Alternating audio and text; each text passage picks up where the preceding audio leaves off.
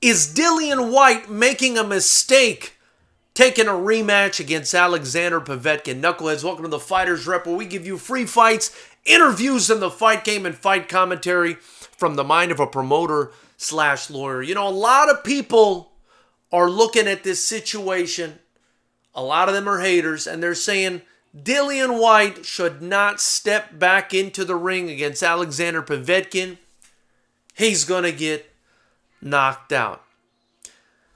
But if you look at Dillian Whyte's career, it completely makes sense for him to go back into this rematch, not only because of his chances of winning, but because of how courageous of a heavyweight this guy has been. You know, in an age where honor and being a man of your word and having a code is so hard to come by.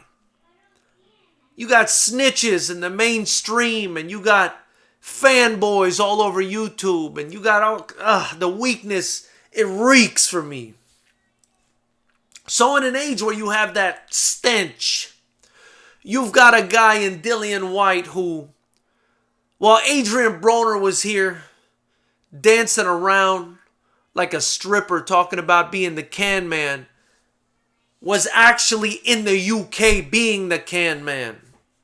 Taking on Chisora twice, knowing that was a hard fight for him.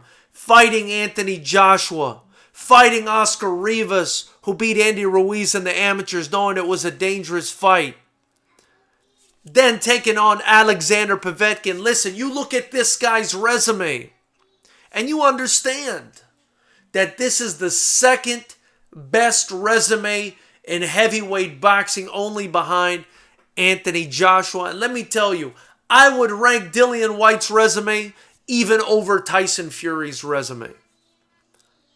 For me, it's 1, 2, 3 as far as resumes goes, with AJ being a slight favorite to Dillian Whyte. Dillian Whyte having the second best resume, and Tyson Fury having a third. Deontay Wilder not even in the conversation.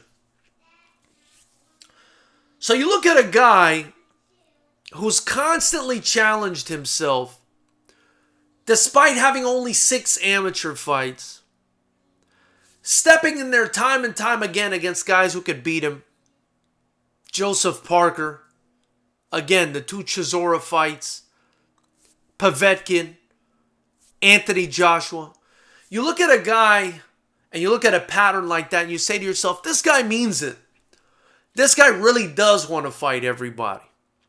And nowhere is that sentiment more supported than him going right back in there against the very dangerous, albeit 41 years old, but very dangerous Alexander Povetkin, former world champion, former Olympic gold medalist, and a guy who just at any point can turn your lights out with one shot, as he showed in his first fight against Dillian Whyte. So, is this a mistake that Dillian Whyte take this fight?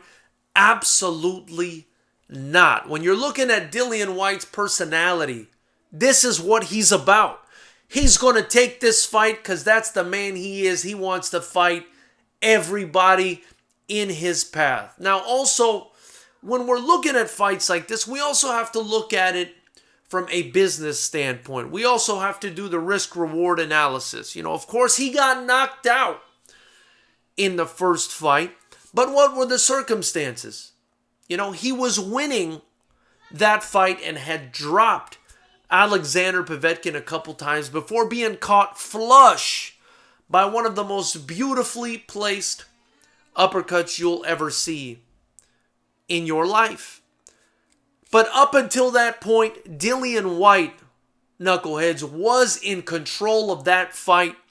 And so when you look at it from Dillian Whyte's perspective, his personality, and when you look at it from a business standpoint, it's a fight that Dillian Whyte has to take. Because if he doesn't take it, what does he do next? Does he sit around and wait for one of these top-tier heavyweights to fight him? Does he wait for one of these top guys that he's been calling out for years to fight him?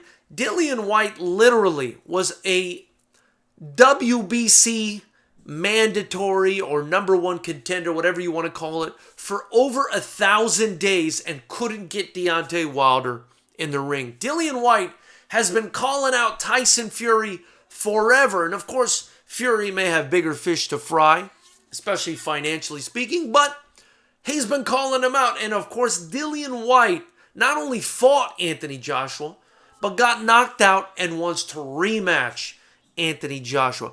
If you don't have respect for a guy like that, then you need to stick to watching some other sport that doesn't involve honorable men.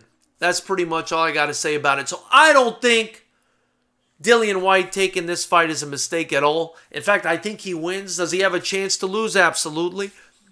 But that's what he is. He's a guy not afraid to lose. And if you ask me as a promoter, those are the best guys in the world. And when I run into them, I treat them like royalty.